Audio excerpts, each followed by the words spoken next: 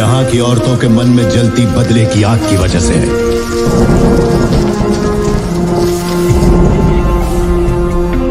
ऐसी ही वीरांगनाओं की कोख से मैंने और तुमने जन्म लिया है।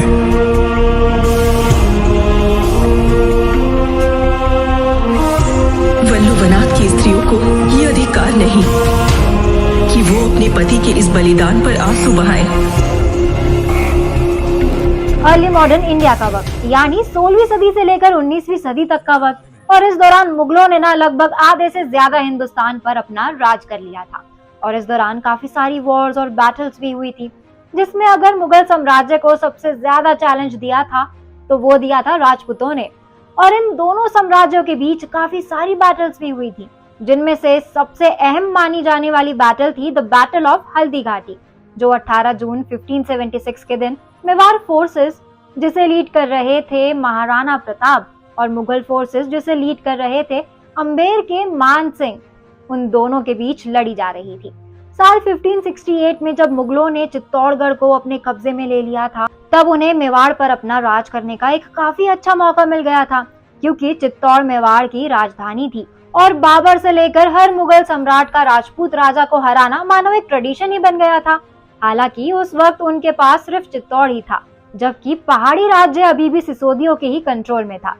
उस समय मुगल सम्राट अकबर अपना राज्य नॉर्थ से लेकर साउथ तक फैलाना चाहते थे और वो मेवाड़ को हासिल करने के बाद गुजरात को हासिल करना चाहते थे, और वहां रहकर वो गुजरात पर चढ़ाई करने के लिए गुप्त मार्ग ढूंढना चाहते थे। जब साल 1572 में प्रताप सिंह को राणा का ताज पहनाया गया, तो अकबर ने राणा प्रताप सिंह को मेवाड़ और उनके आसपास के राज्यों को बाकी के राजपूत राजाओं की तरह अकबर को सौंप देने के लिए काफी सारे पत्र और दूत भेजे। लेकिन प्रताप सिंह किसी भी मुगल राजा के सामने घुटने टेकना नहीं चाहते थे और ना ही कोई संधि करना चाहते थे, और इसी वजह से हल्दी घाटी का युद्ध हुआ था।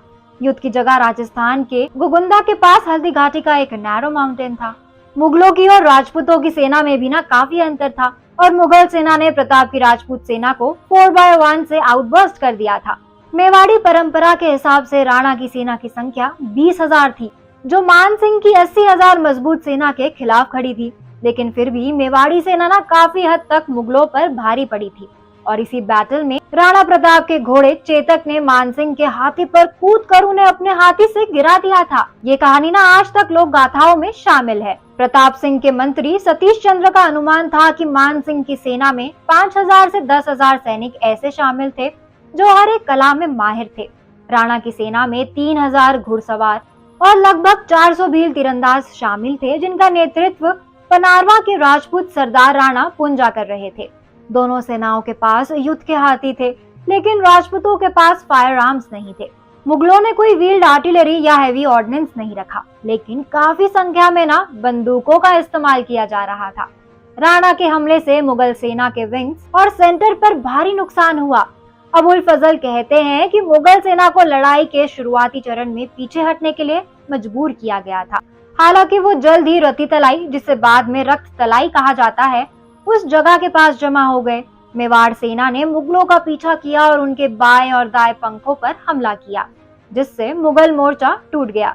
लेकिन जब तक मान सिंह व्यक्तिगत रूप से युद्ध में नहीं आए तब तक मेहतार खान ने मोर्चा संभाला, और फिर ढोल नगाड़े बजाए गए और सम्राट की सेना के आगमन के बारे में एक अफवाह फैलाई गई, जिससे मुगल सेना का मनोबल जो था वो बढ़ गया और राणा की सेना के थके हुए सैनिक निराश हो गए और युद्ध मुगलों के पक्ष में हो गया। मेवाड़ी सैनिकों ने एक बड़ी सेना के बारे में जानने के बाद बड़ी संख्या में भागना शुरू कर दिया, और तब तक राणा प्रताप भी बुरी तरीके से घायल हो चुके थे।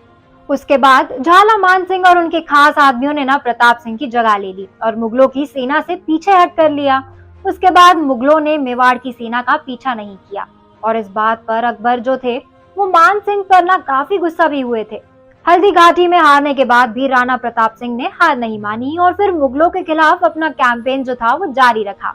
और इसके बाद साल 1579 में जब बंगाल और बिहार में विरोध हुआ और पंजाब में मिर्जा हकीम की घुसपैठ हुई, तब मेवाड़ पर मुगलों का दबाव कम हो गया और इसके बाद अकबर ने अब्दुल रहीम खान खाना को मेवाड़ पर हमला करने के लिए भेजा, लेकिन ये अजमेर में रुक गया और साल 1582 में प्रताप सिंह ने बैटल ऑफ दिवेर में मुगल पोस्ट पर हमला किया।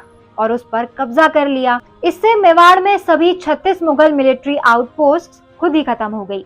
इसके बाद अकबर ने जगन्नाथ कछवाहा को साल 1584 में मेवाड़ पर हमला करने के लिए भेजा और साल 1585 में अकबर लाहौर चला गया। अगले 12 वर्षों तक वो नॉर्थ वेस्ट की सिचुएशन को देखते रहे और इस दौरान मेवाड़ में ना कोई बड़ा मुगल अभियान भी नहीं भेजा गया। इस सिचुएशन का फायदा उठाते हुए प्रताप ने वहां मुगल सेना को हराकर ज्यादातर मेवाड़, चित्तौड़गढ़ और मांडलगढ़ को फिर से हासिल कर लिया और उन्होंने डूंगरपुर के पास एक नई राजधानी चावड़ का भी निर्माण किया और ऐसे ही मरते दम तक उनके खिलाफ लड़ते रहे।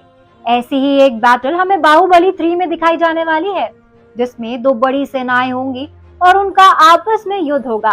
तो आपको क्या लगता है, क्या होगी बाहुबली 3 की स्टोरी और कैसी लगी आपको आज की ये वीडियो? हमें कमेंट करके जरूर बताएं। आज के लिए बस इतना ही। अब मैं पूर्णिमा लेती हूँ आप सभी से इजाजत। ये वीडियो पसंद आया हो तो इसको लाइक और शेयर करें, साथ ही सब्सक्राइब करना ना भूलें बॉलीग्राड स्टूडियोज को।